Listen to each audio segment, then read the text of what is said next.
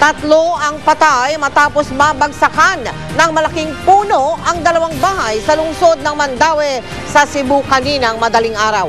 Wasak na wasak ang dalawang bahay. Base sa ulat, natutulog ang mga biktima ng maganap ang aksidente. Isa pa ang sugatan matapos tamaan sa ulo. Pahirapan ang pagkuha sa mga bangkay na nadaganan ng malaking puno. Hindi rin maipaliwanag kung bakit biglang nabuwal ang palm tree na matagal nang nakatanim sa lugar. Mangyari ang aksidente sa kasagsagan ng ulan. Mga kapuso, patuloy po na tinututukan ng pag-asa ang namumuong sama ng panahon o low pressure area sa lalawigan ng Palawan. Huli ang namataan 180 kilometro kanluran, hilagang kanluran ng lungsod ng Puerto Princesa.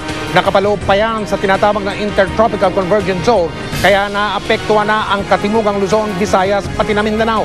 Asahan daw ang pagulan sa mga naturang bahagi na yan ng ating bansa. Magiging mas malawakan daw ang pagulan sa Palawan, Mindoro at katimugang Mindanao. Pinapayuhan na ang mga taga roon na mag-ingat sa posibleng pagbaha at pagguho ng lupa o landslide.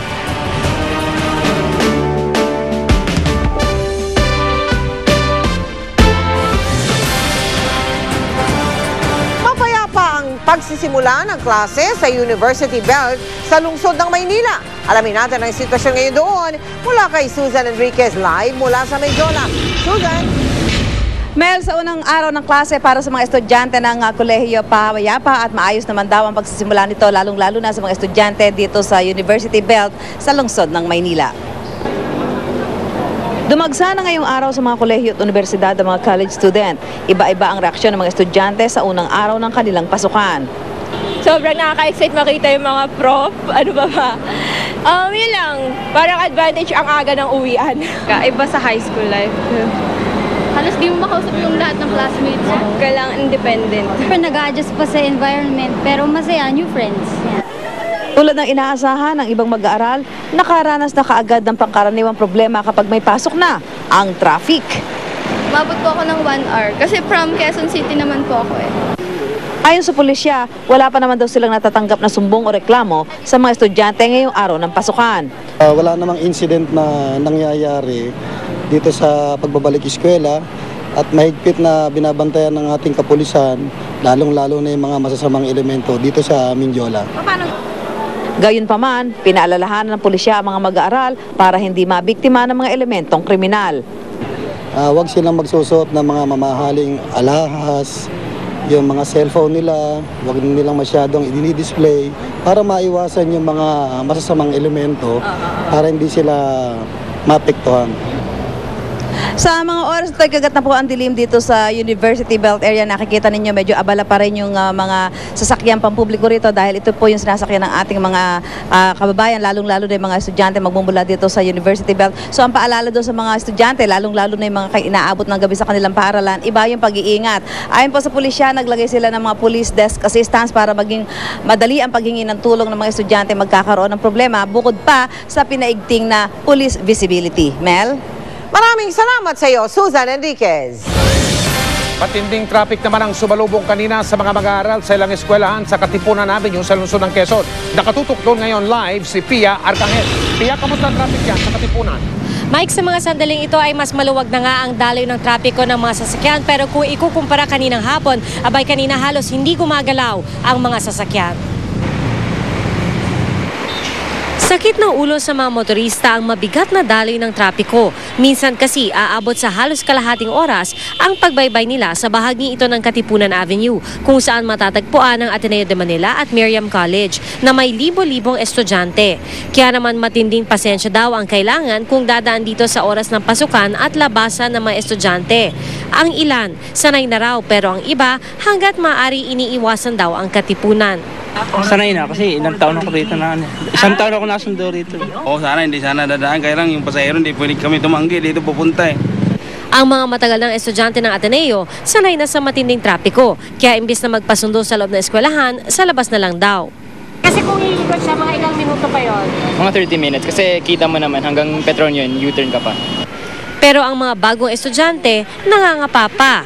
It's really hard because since it's our first year, we don't really know how long it will take for us to get to class. And And of course, we don't want to be late because we don't want to use all our cuts.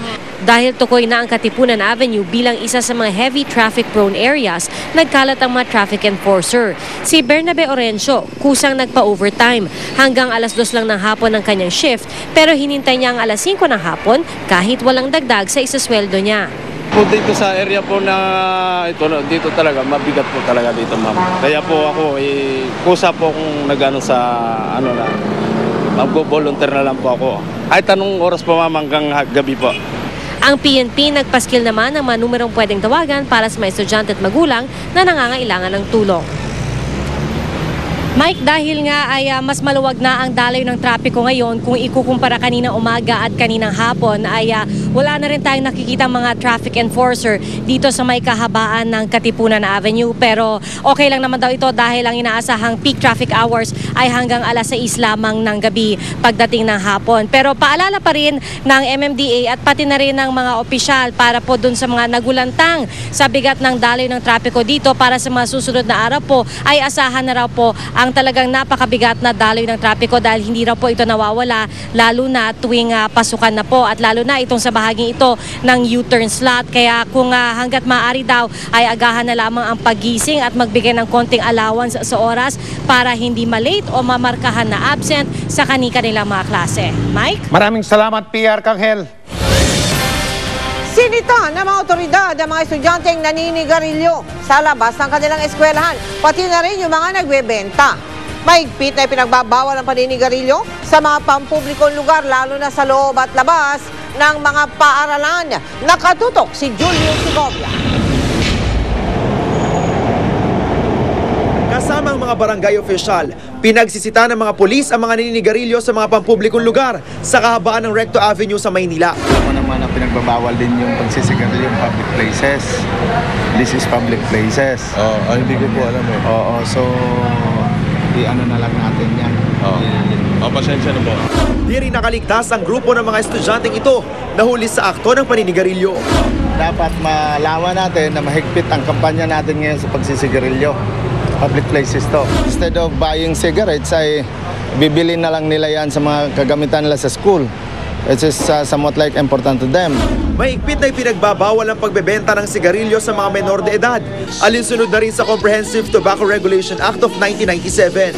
Bawal ding magbenta ng yosi sa loob at labas ng paaralan. Kailangan ding kasama sa mga paksang itinuturo sa mga estudyante ang masamang dulot ng paninigarilyo.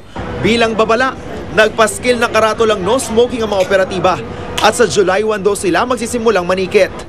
Di rin pinalampas ng mga pulis ang mga sidewalk vendor. Walang nagawa ang mga nagtitinda. Kung anong order nila, sinusunod naman. Pero problemado ang gaya ni Aling Dolores na dito lang daw umaasa ng kita. Okay na yan. Kesa naman wala magmalimos ako. Karamihan naman malimos, nandudukot.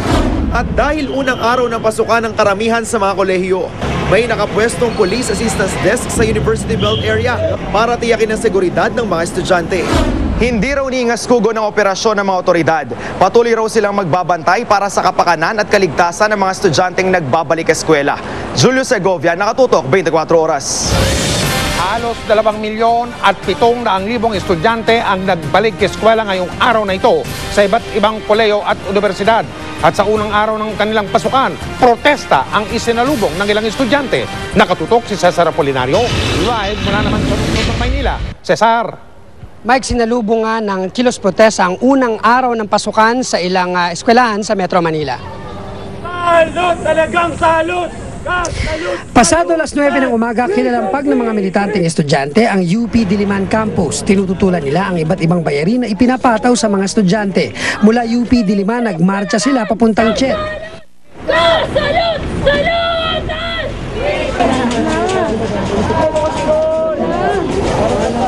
Yan po ang trabaho ng CHED. Protektahan ang karapatan ng mamamayan sa edukasyon at hindi upang protektahan ang kita ng mga eskwelahan. Matagal na nating sinasabi sa komisyong ito, gamitin ang kapangyarihan to regulate tuition and other fee increases. Si Nadine nagbayad daw ng mahigit 20,000 pesos ngayong semestre sa UP Diliman. Kini-question niya ang taas ng tuition, pati ang iba pang bayarin gaya ng cultural, internet at energy fee. So may student fund, tapos yung internet na sinasabi, yung 260 na Opo. internet. Hindi naman po yan. Nagagamit nyo ba yan? Opo, pero isang semestre lang yan. So, ibig sabihin, sunod semestre, iba naman yung babayaran namin na hindi naman talaga namin nagagamit yan sa isang taon. Kasi hindi, limited naman po yung facilities ng college namin. Sumama rin sa protesta ang high school graduate na si Carla. Pasado raw sa entrance exam si Carla. Pero di nakapag-enroll sa UP dahil sa mataas na matrikula. Masama yung loob. Oo, masama din. Pero mas hindi dun sa magulang ko eh. Mas dun sa ginagawa ng gobyerno natin sa ngayon. Dahil? Dahil dun sa hinayaan lang nila magtaas yung mga tuition fee. Sa PUP nagingay sa loob ng campus sa mga estudyante. Pinoprotesta rin nila ang pagtaas ng tuition sa mga pamantasan sa bansa. Ayon sa CHED, natural lang ang pagkataas ng tuition, partikular sa mga pribadong eskwelahan. At pribado man at pampublikong eskwelahan, dumaraan daw ito sa konsultasyon. Pinag-aaralan din daw ang mga ipinapato na bayarin sa mga estudyante. So ngayon, wala tayong really big increase in tuition fee except for one institution, but that's because it's a high-level medical school and that is right in the heart of Global City. So, and you cannot talk about that because, you know, when you look at tuition fee increases, huwag nyo naman titignan yung tingi-tingi bawat school, but look at the totality of the schools. Mike, magpapatuloy daw itong kilos protesta ng mga militanteng estudyante at ilang grupo at isa-isahin daw nila itong mga eskwelahan sa pagbubukas naman ng klase sa ibang eskwelahan sa susunod na linggo. Mike? Maraming salamat, Cesar Apolinario. West Philippine Sea. Simula po ngayon, yan ang tawag ng Pilipinas sa South China Sea. Ang hakbang na ito ng gobyerno, buwelta nga kaya? Sa gitna ng isyu sa pag-angkin ng China sa Spratly Islands, yan ang tinutukan ni Mark Salazar. Sa kwento ng geologist na si Dr. Graciano Yumul, 32 million years ago, ang Palawan at Mindoro ay nakadikit daw sa China. Kaya ginagamit itong dahilan ng China para sabihing sakop nila ang karagatan palabas ng Palawan at Mindoro. Kaya nga raw South China Sea ang tawag sa karagatan kung nasaan ang Spratly Islands. Pero kung makiki-South China Sea rin daw tayo, parang kinagat na rin daw natin ang katwiran ng China habang sinasakop na umano ang Spratlys. Di sinasabi natin South China Sea, yun ang nakaugalian natin natin.